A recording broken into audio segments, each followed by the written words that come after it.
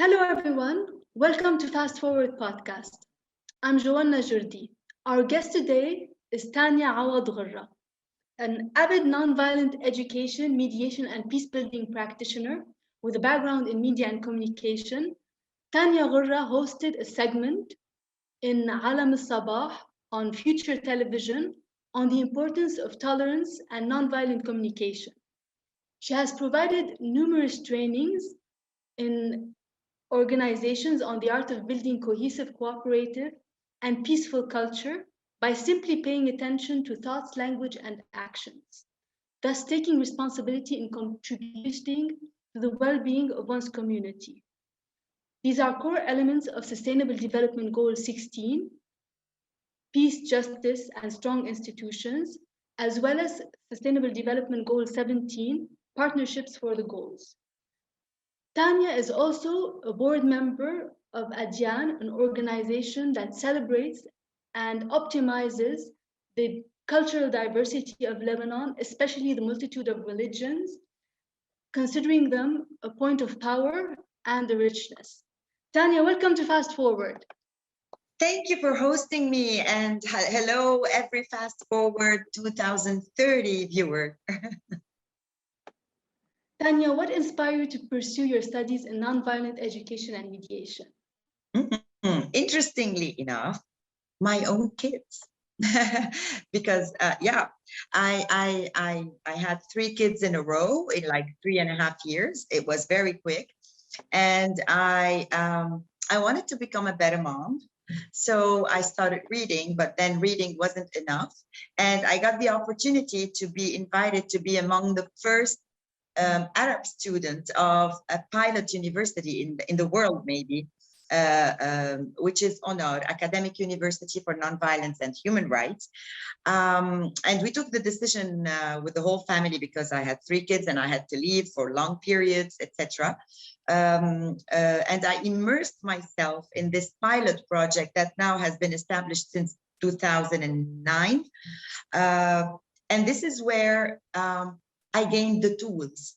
And when I discovered the tools, I tried them as I wanted first. I tried them in my personal life with my own kids, and it worked like magic. So I said to myself, this is way bigger than I imagined.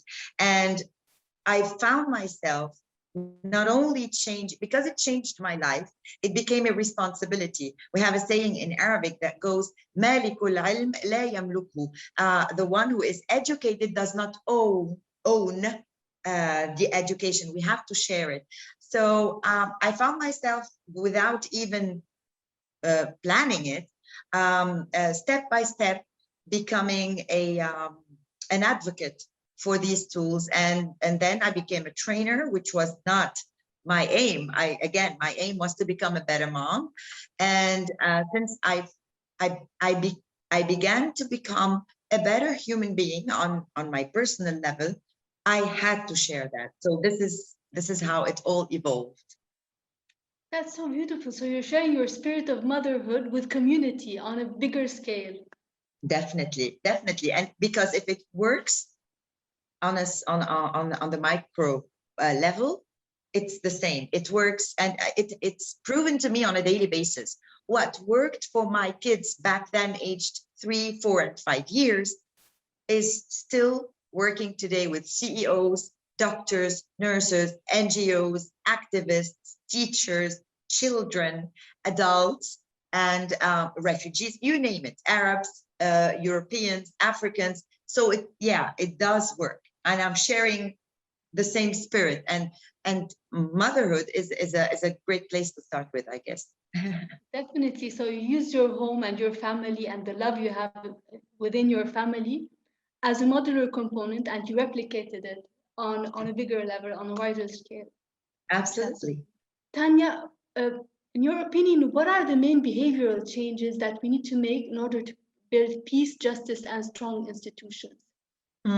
Well, when I first starting spreading the word, as we say, I was convinced that we need to work on better ways to resolve conflict. I was aiming really high, conflict and mediation and conflict transformation. But I quickly realized that the first thing we need to relearn is to how to communicate effectively, because we're social creatures. Our daily frictions and conflicts and good moments come from there. We have to remember or reawaken our empathy while communicating, our love while communicating. And if we communicate in a better way, which we all have the tools, we just have to grab them and put them together. I'm not teaching something that nobody has and I'm giving something new. No, me and people like me, we're just awakening the tools each and every person has in order to put them in action. So to me, for a sustainable and a peaceful, as much as possible, society, it starts with better communication, a communication from the heart, a communication where I empathize with the other and I grab the hand of the other to empathize with me. And to give you like a concrete thing about what I'm saying, the word communication comes from the Latin communicare, which means to share in the middle, to share. So communicating is not dialogue, it's not talking, it's not debate, it's not, I don't know, it's building something together. And if we want to build something that is clever together, let's communicate. What is communication? It's building a bridge. And the bridge is the most clever and difficult and challenging construction we could build. Why? Because it defies gravity. It has to stand above gravity. And usually as human beings, when we interact with each other, there's a gravity that we are somehow attracted to, which is the easy way out, shouting, belittling, creating conflict or feeding conflict. Conflict is something natural. I'm not against conflict, but we have a tendency to build walls because it's easy. I mean, if I put a brick over another, the gravity will make it stand. But if I want to be a better human being, in a better society, in a better way dealing with others, I will have to relearn to build bridges that defy gravity, which usually attracts us as human beings. So yeah, communication in an effective way, empathy, love. It might sound very roses and pink colors when you say love, especially when I train in business. But bottom line is to awaken the love for ourselves first. Because if I do not love myself, how can I love the other? Love ourselves and love the other and awaken our empathy and our basic human needs, which are equal to every single person on this planet. If I value this, and we can find them in the Universal Declaration of Human Rights, in the ICCPR, we can find them technically anywhere, but they all respond to what we all human beings have, which are the same basic needs. We all share the same needs. So this might be the base to live in a better and more sustainable society, I guess. I love that. I love the analogy of the bridge, building a bridge with it, which is a horizontal plane. And it's you mentioned the heart. Absolutely. And building bridges instead of walls.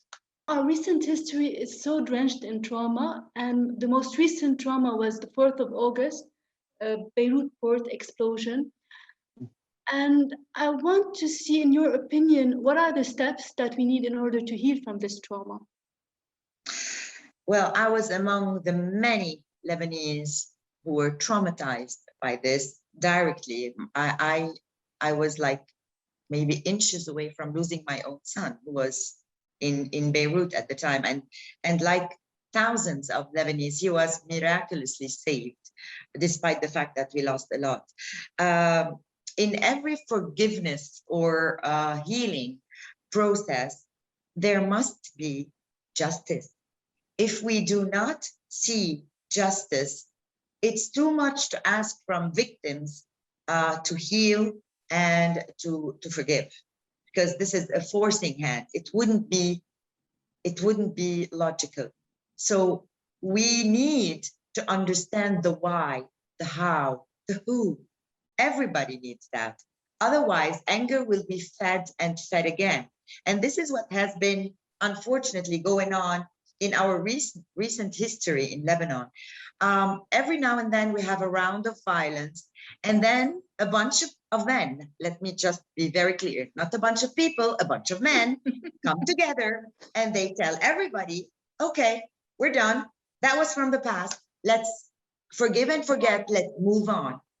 And every time a new round of violence comes, like Beirut blast, for example, all the wounds of the before are awakened because the healing process did not follow the logical path of justice. Of course, a lot of work have been done on the civil level. Organizations and people and psychology people are all working on this trauma with people, but that is not enough. There should be a system and a justice system and a support system in order to heal, because we're still mourning. We didn't even start the healing process. We're still traumatized. I don't know about you, but I still, every time I drive next to Beirut port, unconsciously, I press my windows down because I imagine if there's a blast, the glasses won't kill me. The glass won't kill me. So I have this reflex,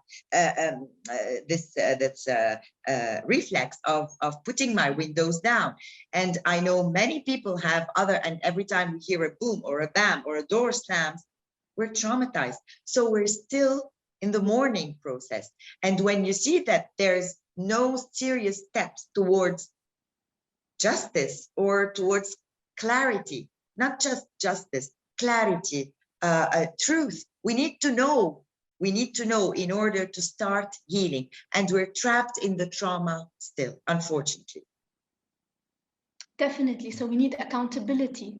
Of We need course. to hold people accountable for what they did, and we need for them to apologize for what was for the wrongdoings. Absolutely. Absolutely. And responsibility. We need to see that responsibles are taking their responsibility as it should be. So when I feel that unwillingly I was somehow as a responsible for this lack of whatever that led to this, I should be responsible enough to step down, to step aside, to say, I do not maybe carry the direct responsibility of the blast, but somehow in my position, I should have known better. And at least I honor citizens by stepping aside. For example, this is the least we can have as accountability. Definitely so. Yeah. How can we cultivate a culture conducive to partnerships rather than divisions? A lot of work has been done in Lebanon since the end of the war. I do not call it civil war only because it wasn't just civil war. It was civil war, it was sectarian war, it was other armies, wars with our people inside, you name it. So after the end of the war, a lot of work has been done again by the private sector, again by NGOs, again by activists and advocates. But we're still stuck because the only way to become partners on all levels is to have a system that enables and empowers partnership and citizenship. We're not there yet. On the contrary, we have a system where sectarianism is fed indirectly, where fear, which is one of the major factors we need to overcome, fear is fed continuously in all parties, where lack of education, lack of a system that educates people, all people equally, is still lacking. We will have difficulty. There's a lot of people in Lebanon that work together as partners in this just a tiny piece of geography, but we still need the system. We as civilians are ahead of the system, and we always find ourselves blocked by a system that is still, that doesn't look like our dreams and our hopes. So we need the system. Unfortunately, we're trapped. So it's a system that would be based on communication, education, and reconciliation. Absolutely, and on diversity, inclusive citizenship. And I just love this. I love this approach that Adyan established for years now, because it's not, remember after the war, they wanted us to become a soup. So they talked about insihar watani, insihar, which is melting all together. Forget about our differences. We're melting in our one nationality, which is very wrong. Nobody melts. We all mingle together. We are partners. They wanted us, and I use this figure of style because it's easy, to become a soup where you do not see the ingredients and you think it's maybe tasty, maybe not. But we cannot, as human beings, melt in each other. We have to admit our diversity, because this is richness. We are so blessed to be diverse. So to see it in the beauty of it, and each one to keep their layers of identity, because we do not carry one identity. We have several layers that make us what we are. One of them is being a Lebanese woman or a man or whatever, but we have several other layers. We have to keep them, and others have to recognize that in us, and we have to do the same for others in order to become citizens altogether, because the public sphere is for everybody and we are all equal in it. Whether we are religious or not, believers or not, the common civil law is the hub that embraces our diversity. So this is the diversity inclusive citizenship. We did not yet learn to become citizens. When we learn properly through a system, because we're doing it on bits and pieces. But as the system teaches us to become citizens, no fear can separate me from you and you from me to the point of no return anymore, because you and I know better. We know that with our differences and our diversity, we're beautiful and we're richer, and no one can come and lie to you and or I to the point where there's no return, and to the point where we become nihilists and we destroy everything that belongs to both of us as citizenship. So this is where we can start thinking of being together, diversity, inclusive citizenship. Inclusive of the diversity and of course of the uniqueness of individuality, because what is wonderful as well is the fact that we have the liberty of being our own unique individuals as well. So this is also a richness. Absolutely, absolutely. This is the only way. How can we best optimize this diversity to our advantage? This is huge. And this is beautiful if we only learn how to foster it a little bit more, how to be more curious in a positive way about the other that lives in Bint Jbeil, the other that lives in Akkar, the other that lives in, because some of us think that wherever I live, this is how Lebanon is. But Lebanon is all this.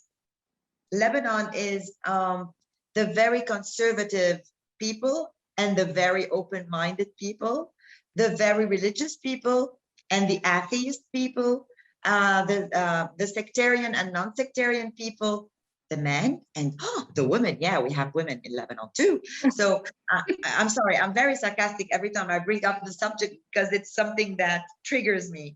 And we are all equal. So fostering this diversity, learning about it in schools, in our kids' schools, in class, instead of teaching, for example, our children religious courses at school, why not create, and that should have a system, an hour of religious culture where I, for example, the Maronite, learn about the Druze in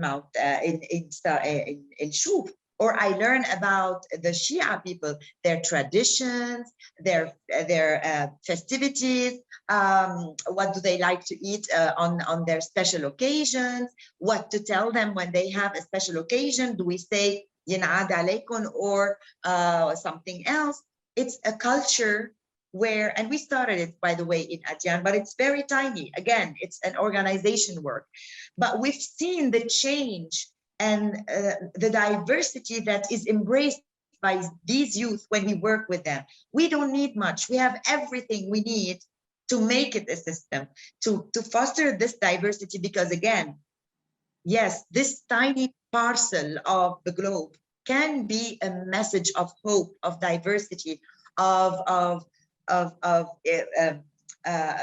people maybe totally different or opposite, but living together peacefully and happily, by the way, because you become richer, a rich person when you know about your partner, be it in the same country or whatever. In my mind, it's not just the land named Lebanon. It's applicable everywhere on the globe. Definitely, it's expression of empathy as well, and maintaining your individuality while having empathy for others. So Absolutely. it's a perfect example of that. Yeah, yeah. So we need to learn about others, and I wish this could be applied, for example, to go outside of Lebanon, in France too, in Europe too, because the world is a big village. We're all moving all over the place. Muslims in Europe, Europeans in the Arab world, Lebanese in Asia. So we're all exposed to other cultures, and we need to change our educational system in order to answer the new world we're in. We're stuck in an educational system that doesn't look in anything like our needs and our kids' needs. In a world that is shifting, that is more and more open, we need to shift in order to gain back the public space for diversity everywhere, not just in Lebanon. You know, you touched on a sustainable development goal, which is quality education. So quality education would include diversity and learning about the diverse culture. Might I ask, would learning also nonviolent communication as a skill in schools, how much would that impact our country and the world as well? You have no idea how deeply this can impact, because learning nonviolent communication in our early age fosters our understanding towards alternative ways to resolve conflict. One of those is mediation. One of those is peer mediation. That is a very common technique of resolving conflict between kids. They become their own mediators, and it's applied in several schools around the world, and it has always been a total success. There is no flaws and no danger going there. The sad thing is that 3 years from back from now, we created a change in the national curriculum of civic education with the Ministry of Education. We trained teachers, a lot of teachers, to use this knowledge of NVC, of mediation, of nonviolent conflict resolution, etc., so they can use them once the updated book of civic education is changed. We're done with it. The project that was funded by the EU is an amazing project, but until now, the book is not there. It's in the drawers, maybe in the ministry, I don't know. So we're stuck. Again, we're stuck in a system that is very, very stuck in the old way and the hierarchy and the bureaucracy, while the needs of the children and the students are in a way other part of the logic. I tried NVC with students, with kids aged 6, 7, 8, and 9, and 10. And I'm not alone. Many people used it. And the effect is immediate. the effect is really immediate, because again, we're not teaching something alien, something new. We're teaching something each and every one of us have. We're telling them about emotions, how to put words on emotions. Because when I put a word on emotion, the emotion is not eating me anymore. I can see it in a word. So I can control my emotion and know what to do and how to deal with it. And that is called emotional intelligence, which is the new hype thing in everywhere around the world. Learning to become emotionally intelligent is using our own skills. Emotions, what are emotions? How do I deal with it? How do I shift it when it's a strong emotion like anger, like fear? And then how to formulate it in words that are understandable by the other. It is like a magic wand that really changes children immediately. Immediately. It doesn't take much. It does take the will of the institutions, the educational institutions, the educational ministries and governments and stuff, the will, and the means are there. They're not costly. It's because it's communication mainly. So it's human resources. You train people, people become trained, and they go and they establish systems, but you have to believe in it. If we have been trying the same thing, the same way of communicating for the past 4,000 years, and we are saying, it's not working, isn't it time to start something else, to try something else at least? I think it's time. And many people do, I think. So this is one important component of the system that we need. It's the system that can introduce innovation, that is open to introducing innovation at each level in Absolutely. order to benefit. And learning, a new way of teaching. Learning is now, we know that learning is not a one way to the other. Now we know, and every teacher knows, I guess, that learning happens when we share, when we are invited to take part of the knowledge. If the knowledge is vomited on us, and excuse the term, because it's one way all the time. It's like, oh, I'm here, I have to listen. Oh, there's a butterfly going by. Oh, the teacher is ugly. So it's not working anymore. And our kids have a tiny phone or tablet in their hands where they interact with the world. So they need this in the classical educational system, not just PowerPoint and a clever board, not just that. They need to become partners, to become an active person in the learning. And I really, really wish we get there. The soonest, the better. Definitely. I love that idea of the need of being a partner, of having a dialogue and being part of the learning process, the learning Absolutely. teaching process. Definitely, Yes, because students can have much to teach as well. absolutely. And we teach our children to have answers, ready-made answers. I love the grown-ups and the children that have more questions than answers. And we should foster questions, because questions are the philosophy of life. 1 + 1 = 2. Why would a kid ask? A wonderful question. Not, my answer shouldn't be, well, because it's like that, you should just remember that. No, it's challenging my well-established knowledge of 1 + 1 = 2 to come up with a convincing answer, with something that answers the why, because the why is the philosophy behind everything, and we need to understand the why behind everything, and especially kids. So that when a kid asks why,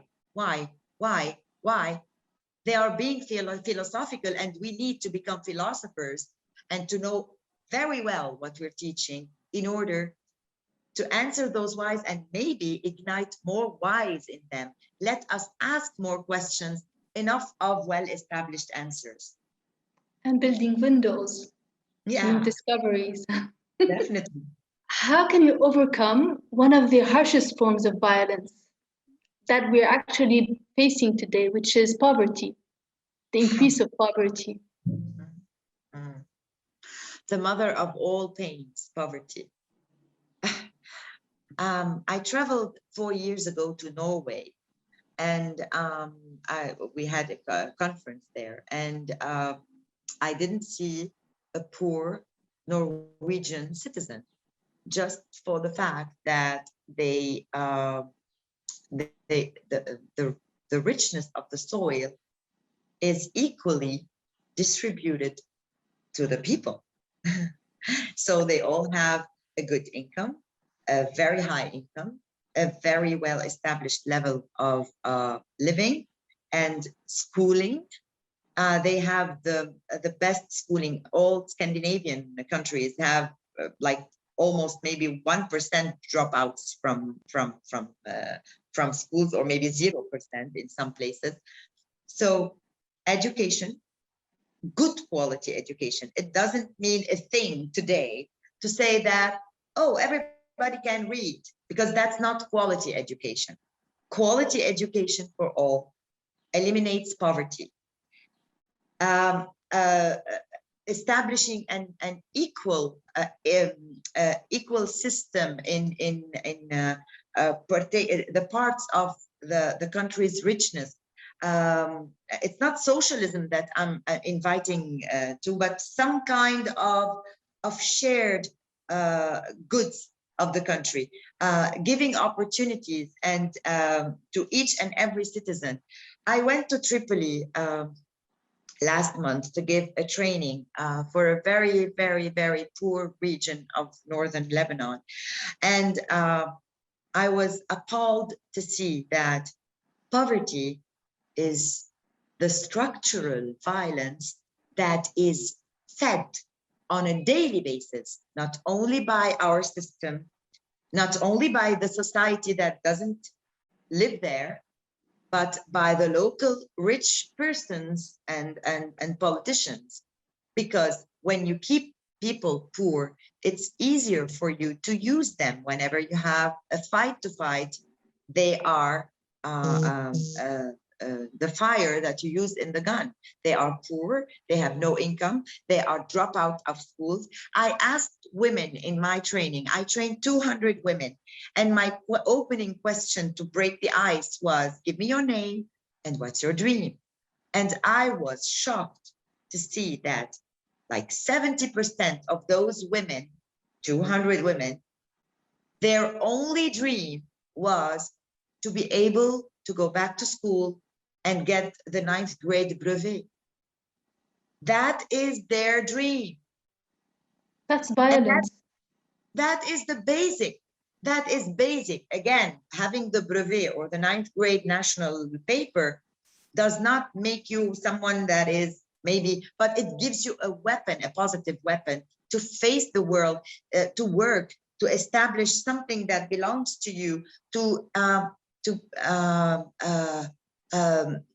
be on the map of, like Mrs. Roosevelt said about human rights, on the map of living your human rights in your street, in your corner. Because when you are living your human rights on the international map, it's not shown, but in your street, in your neighborhood, in your school, this is where you kill poverty, because poverty is violence.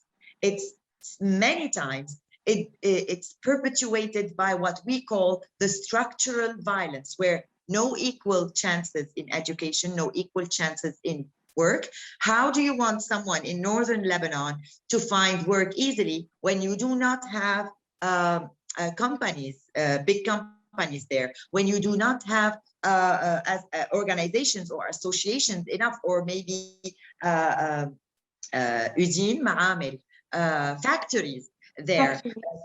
You have nothing. If you go to Baalbek, I go to Baalbek and I meet young people in Baalbek. They do not find work. When they try to go to Beirut to find work, it's even harder for them because they come from Baalbek, they do not have a place to stay.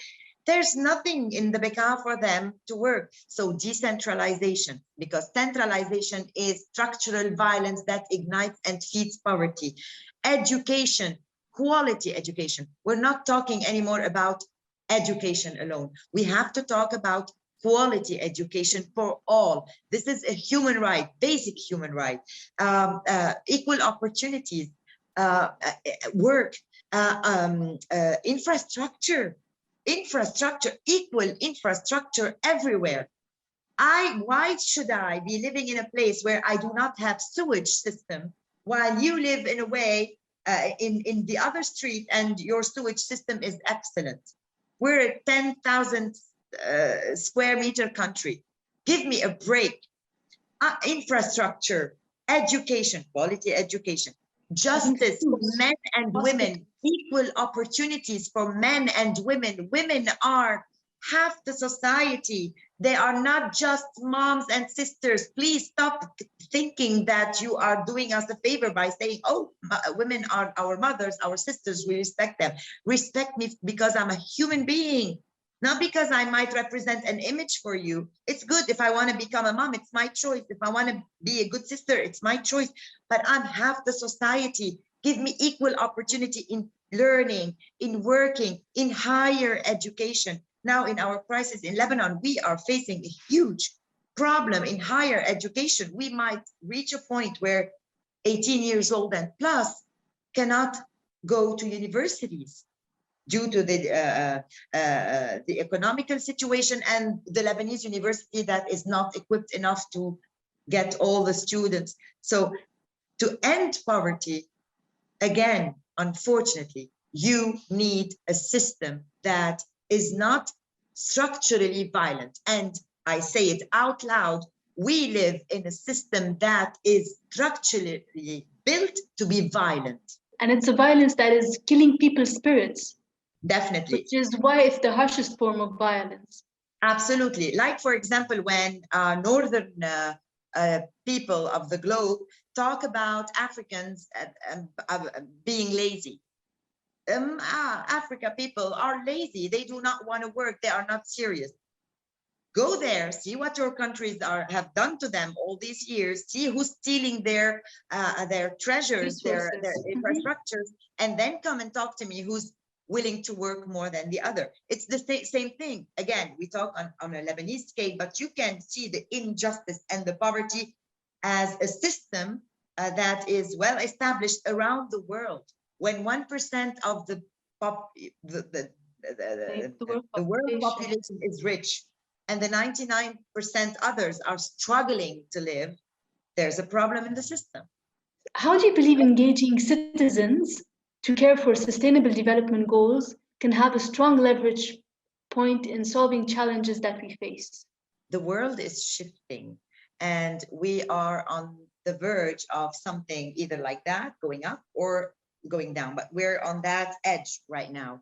It could take us 10, 20, 30 years, I don't know, or 50 years, but we're in a phase of history where civilization is shifting. And whether it's obvious or not for people, values are important in business and ethics. Of course, when you have your values, you can put your ethics on the track. And we say it in nonviolence. The end does not excuse the means, justify the means. The means, the end has to be in the means. It has to be. If your end is to do something good, your means have to be good.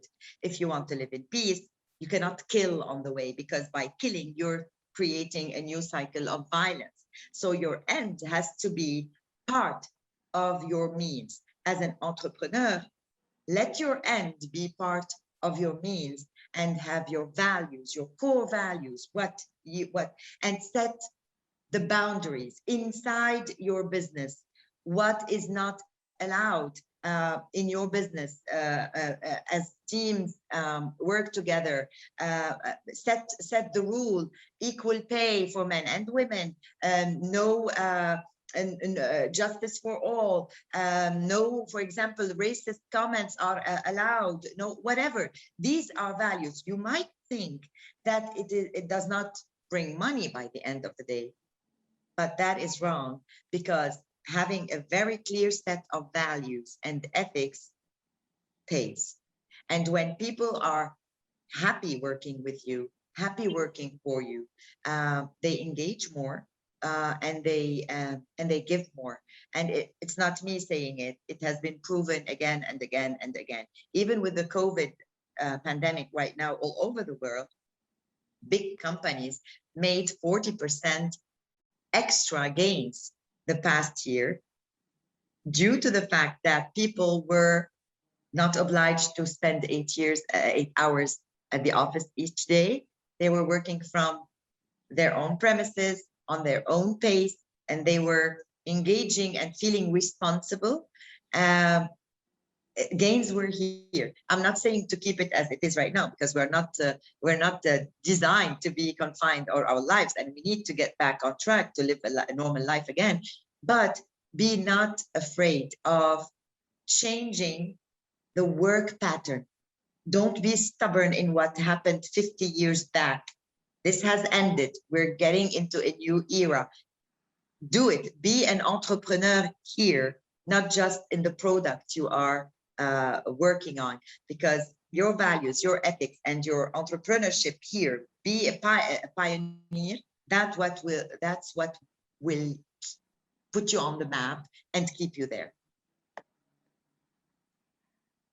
So it's about really being introducing innovation in the way as well we work in the process and how the means of achieving the goal.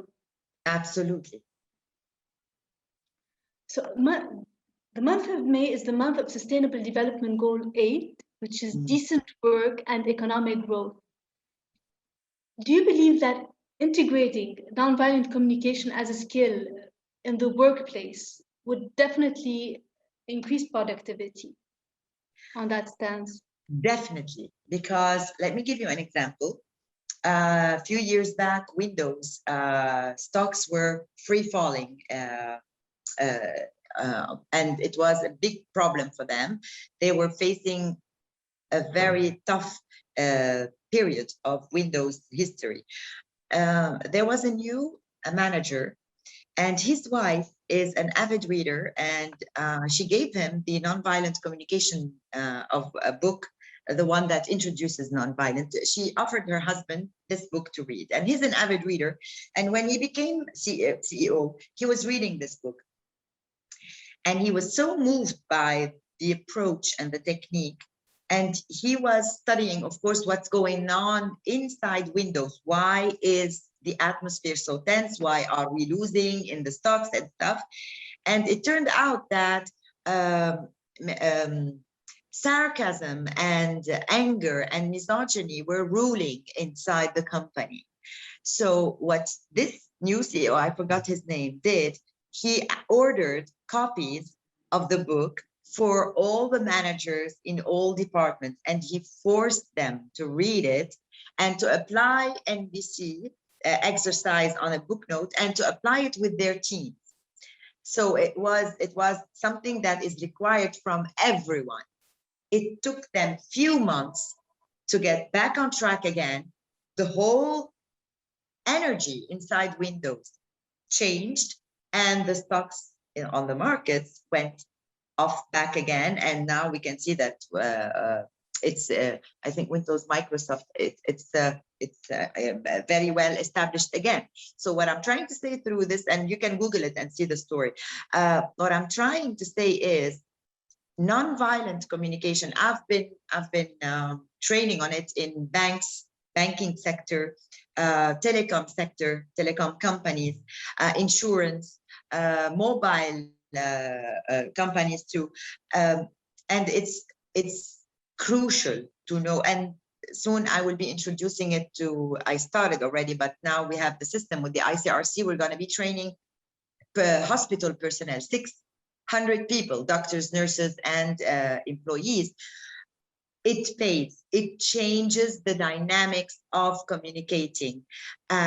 Managers and employees and CEOs and HR, it shifts the energy inside the company and definitely creates a better work atmosphere, a better cycle of communication, because you apply it in your mails, you apply it when you get a mail, you know that you have to respond quickly, you do not leave it aside, and you know how to respond to conflict, how to respond to friction, etc. So definitely applying nonviolent communication in the business be it a small business, be it a big business, is crucial. And since you talked about sustainable economy, it's the responsibility of each and every one of us to encourage the sustainable way we want the economy to be. So less packaging, more raw products or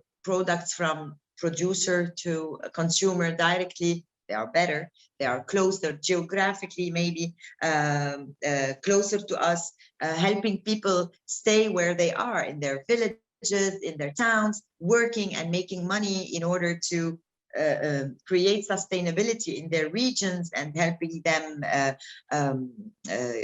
live a better life. So it's the responsibility of each and every one of us. And definitely nonviolent communication is a tool that teaches us empathy, love, talking from the heart, and acting from the heart, because communicating is also a part of what we do as actors in this life. And definitely this is a tool to help us understand and take our responsibility in sustainable economics.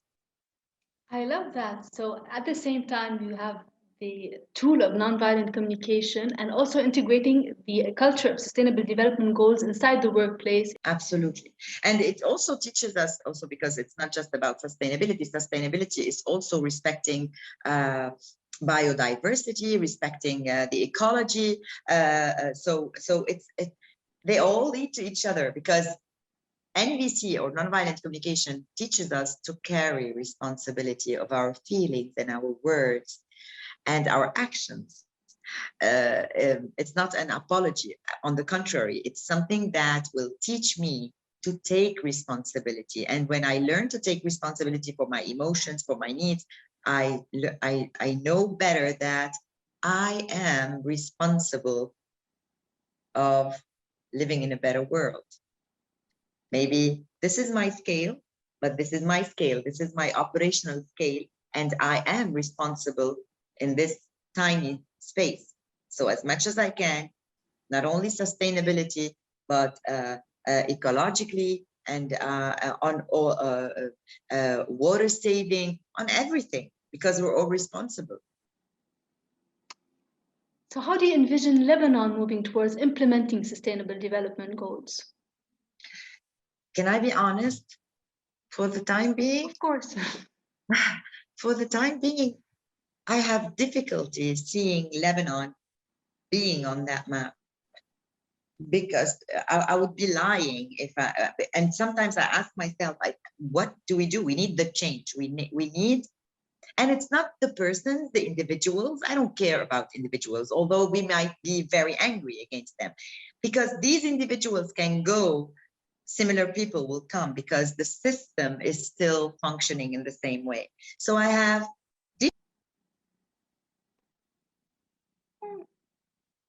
difficulty seeing, and among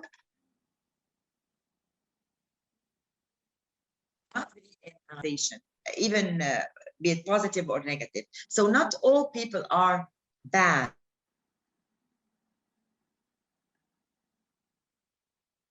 in the government or in definitely the system not allow good people to be functional and to leave a good impact, a new system.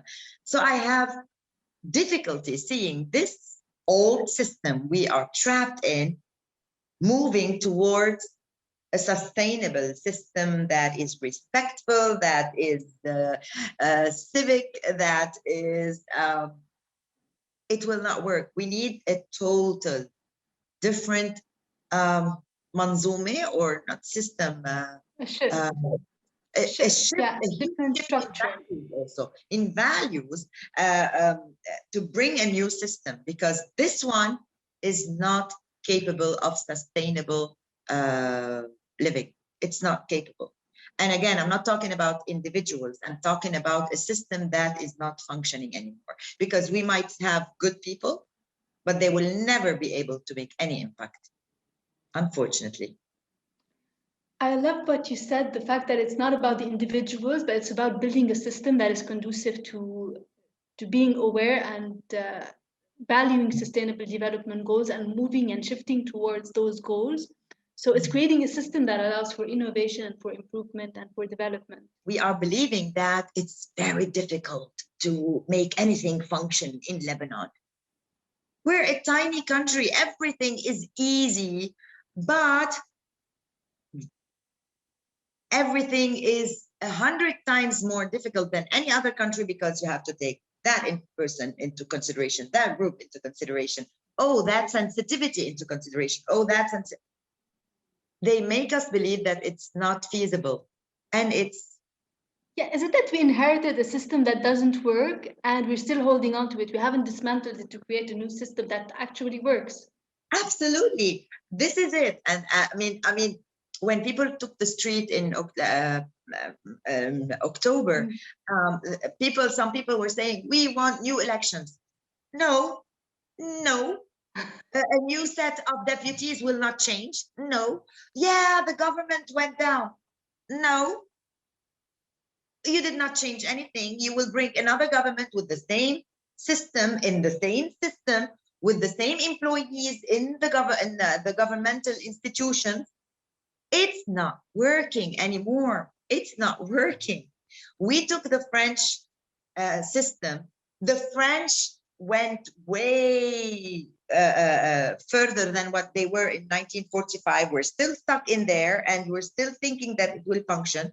We have this we think it's a very thin balance of sects in Lebanon, which is not true. And the youth that took the street and said, your sectarianism is yours, we are not sectarians, are honest.